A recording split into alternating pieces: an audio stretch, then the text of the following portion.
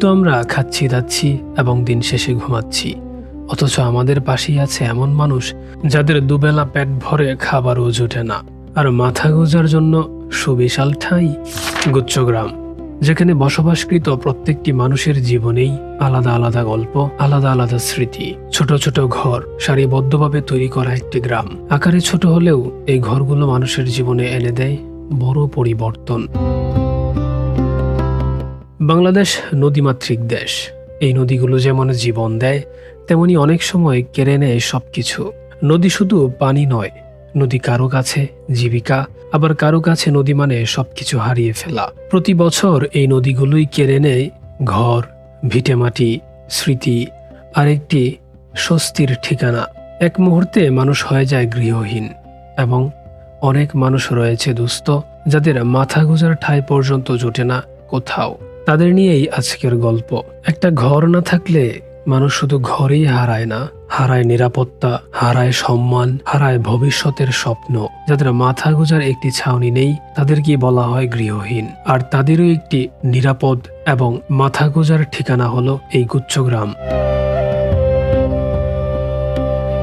তুমি কতদিন যাবত এখানে থাকো? কইতে পারো না? মানে তোমার জন্মের আগে থেকেই নাকি পর থেকেই? আগে থেকেই। তোমরা এখানে মানে তোমার পরিবারের, তুমি, তোমার আব্বা, তোমার আম্মা কিংবা তোমার আরো ভাই বোন সবাই মিলেই থাকতে পারো একটা রুমের মধ্যে পড়ে, মানে এরকম একটা ঘরের মধ্যে থাকতে পারো? তোমাদের কি আরো কোনো সুযোগ সুবিধা বা প্রয়োজন হয় না? তোমাদের কোনো সমস্যা হয় না এখানে থাকতে? সমস্যা হয় না কোনো?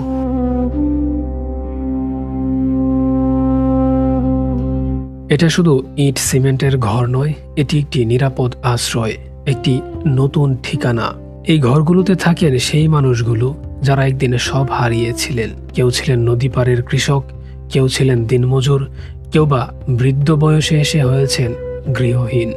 আজ এই ছোট ঘরের ভেতরেই আবার নতুন করে জীবন সাজানোর চেষ্টা। একজন মা আবার রান্না করেন নিশ্চিন্তে, একজন শিশু যে ঘুমায় নিশ্চিন্তে, নিরাপত্তায়, দেখে নতুন আশা, নতুন স্বপ্ন। এই গুচ্ছগ্রাম শুধু আশ্রয় দেয় না, এটা মানুষকে আবার দাঁড়ানোর শক্তি যোগায়। একটি ঠিকানা থাকলে মানুষ আবার স্বপ্ন দেখতে শেখে, আবার সমাজের অংশ হতে শিখে।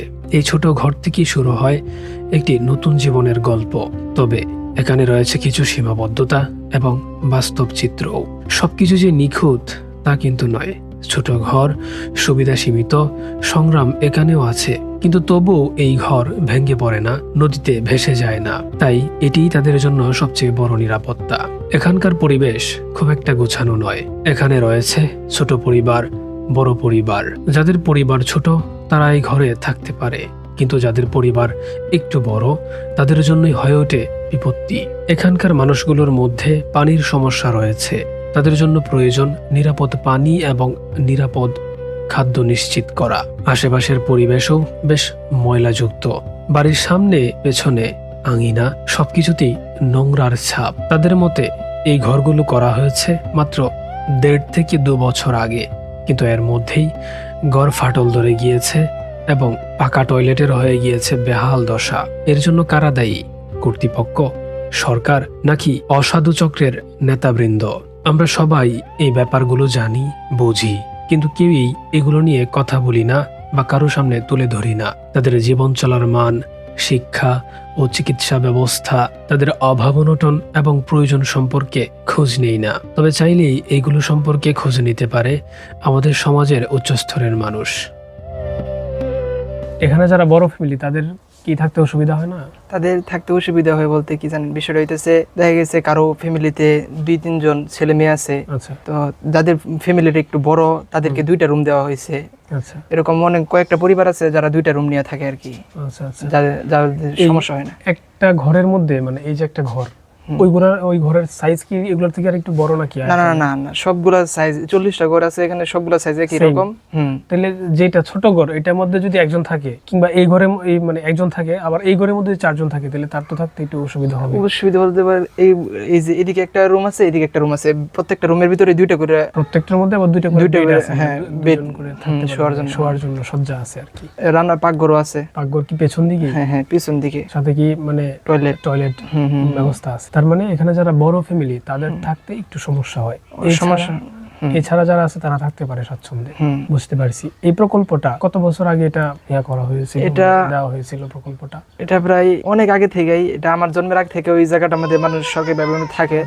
কিন্তু এই যে এই বাড়িগুলা দেখতেছেন 40টা ঘর যে ফাউন্ডেশন করা, এটা হইতেছে আপনার এই 2-2.5 বছর হইব আর কি করে দেওয়া হয়েছে সরকার পক্ষ থেকে, পাকা করে দেওয়া হয়েছে 2 থেকে 2.5 বছর আগে থেকে। আচ্ছা, মানে কষ্ট আমরা তো বাতে কাপড় তো মনোরঞ্জন উড়ান দুরান এসে দেখ হিন্দা খাওয়া হয়, আর এই যে খাওয়ানোর মধ্যে কষ্ট ব্যবহার, খাওয়ানোর মধ্যে ব্যবহার। আপনাদের প্রধান আয়ের উৎস তাহলে এখন আপনাদের ছেলে, মানে আপনার যে ছেলে আপনার সাথে থাকে, এলা আমার ভাই হচ্ছে, এলা আমার ভাই, আর আমার ভাই বউ দুলা কোজিটো নিতেছে বান্দার লাগে। আচ্ছা, উনি হচ্ছে আপনার ভাই? আমার ভাই। আচ্ছা আচ্ছা, উনি হচ্ছে বাহির থেকে লাকড়ি মানে এই খড়ি টড়ি জোগাড় করে জানে এই মনোরঞ্জন দুলা চাউল আনন লাগে, একটু আট বাজার করন লাগে, তারা তো গত দিলে একটা জিনিস খাইবো এই মতো তো তারা নেই। বুঝেছি বুঝেছি। এগুলো হচ্ছে নিত্যদিন যা যা আনে নিত্যদিন খায়, নিত্যদিন এভাবেই থাকতে আর না দেন তাহলে তো নাই তাই খাইবো। শুনেছি ওই পাশে আরেকজন নাকি লোক থাকে, ওনার সাথে কেউই নাই, উনি একাই রান্না করে আবার একাই। আচ্ছা, এর ভিতরে যে জায়গা আছে এখানে কি একটা পরিবার আপনারা খুব সুন্দর মতো থাকতে পারেন? থাকতে পারেন, মানে এমনিতে নরমালি এখানে কয়জন থাকা যায় এরকম একটা ঘরের মধ্যে? নাহলে তো মনোরঞ্জন 2 জন 3 জন 4 জন এরকম তো থাকতেই পারে। 4 জন থাকলে অস্বস্তি হয় না? না, অসুস্থ হয় না, 4 জন থাকা যায়।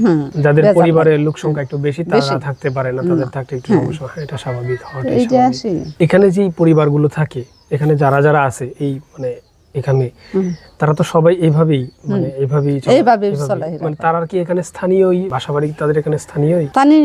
স্থানীয় আছেন, কেউ আছেন আবার কেউ কেউ বাহির থেকে, এই দেশে বাহির থেকে আইছে, তারপরে এই দেশেরও সম্পূর্ণ সমাধান হইতাছে। মানে ঘরদর হচ্ছে নদীতে ভেঙে নিয়ে চলে গেছে কিংবা অভাবনটনে খুব বেশি।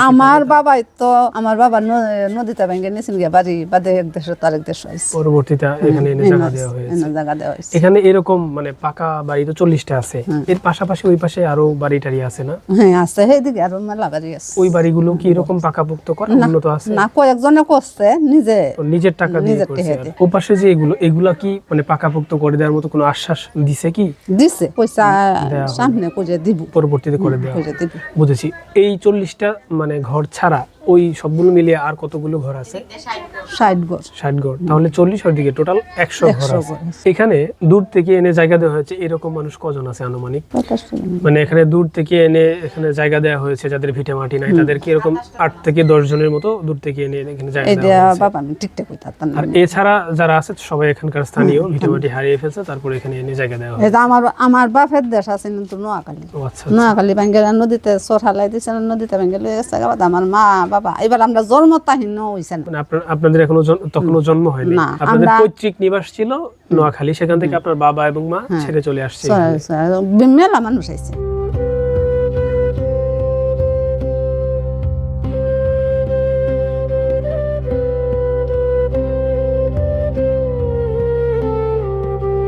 এখানে যারা বসবাস করে তাদের অবস্থা সত্যি শোচনীয়। আপনি কি কখনো পারবেন এভাবে থাকতে নিজের বাড়ি ছেড়ে, যদি সেটা পরিস্থিতির শিকার না হয়ে থাকেন? এখানে সরকার কর্তৃক দেয়া 40টি ঘর রয়েছে যেগুলো পাকাপোক্ত অবস্থায়। এর পাশে আরও রয়েছে 60টি ঘর যেগুলো টিন দিয়ে আবৃত করা। বহু একটা লম্বা সময় ধরে এখানকার মানুষগুলো এখানে বসবাস করছে, আর তারা চালিয়ে যাচ্ছে তাদের নিত্যদিনের সংগ্রাম। প্রত্যেকটা মানুষ এখানে ভূমিহীন, তবুও তারা বেঁচে আছে নতুন আশা এবং নতুন স্বপ্ন নিয়ে। একটি ঘর মানুষকে বড় করে না, কিন্তু একটি ঠিকানা মানুষকে মানুষ হয়ে বাঁচতে সাহায্য করে। গুচ্ছগ্রাম একটি আশ্রয়, একটি সম্মান, একটি নতুন জীবনের শুরু। এই গল্প শুধু তাদের নয়, এটি আমাদের সবার। শুধু কেন সরকার কিংবা কর্তৃপক্ষকেই এসবের দায়িত্ব বহন করতে হবে? চাইলে তো আপনিও এগিয়ে আসতে পারেন আপনার সাধ্য মতে তাদের নিত্যদিনের একটা প্রয়োজন মেটাতে। কি তোমার বড় কি হইতে চাও? বড় ডাক্তার হতে যাই। ডাক্তার হইতে চাও? কোন ক্লাসে পড়ো তুমি? 5ম শ্রেণীতে। তোমার ক্লাসের রুল কত? রুল 3। মাশাআল্লাহ, খুব ভালো রুল আছে। তবে রুল দিয়ে ক্রিয়েটিভিটি যাচাই করা ঠিক না, ক্রিয়েটিভিটি অর্জন করবা। হ্যাঁ, মস্তিষ্কে কোনো কিছু, যেহেতু ডাক্তার হইতে চাও ভালো করে পড়াশোনা করো, পরবর্তীতে ডাক্তার হয়ে সেবা যত্ন করো। আমি যখন বৃদ্ধ হয়ে যাবো আমার সেবা যত্ন করে দিবা, ঠিক আছে? ঠিক আছে।